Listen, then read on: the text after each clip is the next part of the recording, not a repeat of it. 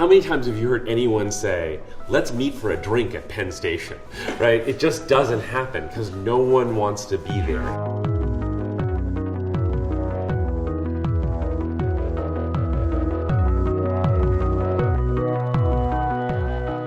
First thing that you do is you build a larger network of parks. I mean, you know, Gramercy Park and Washington Square Park, these are tiny little pocket parks. If I were the master planner in 1750, let's just say, I don't know if I would have done a single central park. I might have thought of it as two parks, like an east side park and a west side park. And you had manufacturing on the edges and then living and working in the middle. We have a great subway system in a lot of ways, but the big problem with them is they were developed privately by independent companies. And so you had some companies that built express lines, for instance. We're one of the few major cities, actually probably the only major city in the world that has express trains, which is an amazing thing, but it's not spread in a way that it's even. And what that does is it creates very, very expensive places where those subways go and very inaccessible places where those subways don't. I think there are two major things that the subway system missed. We needed a way to get from the lower west side to the upper east side. I also think there needs to be more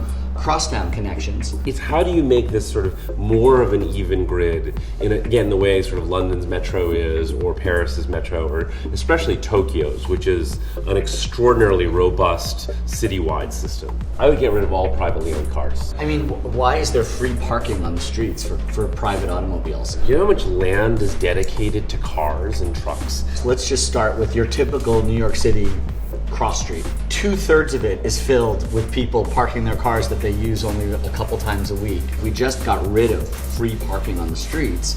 You immediately increase the capacity of the city by 40%. All of a sudden you can imagine these incredible greenways with bikes and parks. New York City's biggest mistake was the demolition of Penn Station, not just because we lost a beautiful, beautiful train station. It really, in my mind, was the beginning of our disinvestment in infrastructure. And the only way to solve the problem is to move what the New York Times called the manhole cover of Madison Square Garden off of the station, build a new arena nearby somewhere, a beautiful new arena, and bring light and air back to the station. I mean, it was designed for what, 120,000 people a day, and it gets over 600,000 a day right now.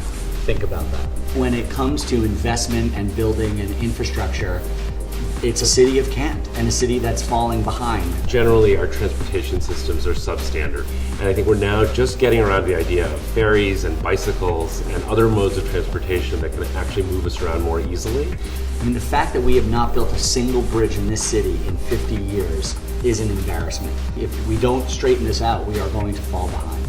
I think what the city still does right is that we're still this city of opportunity. We are still a place where, you know, a CEO from a company and a custodian from a company take the same subway to work every day. It's always been a city of inclusiveness. You're constantly running into each other.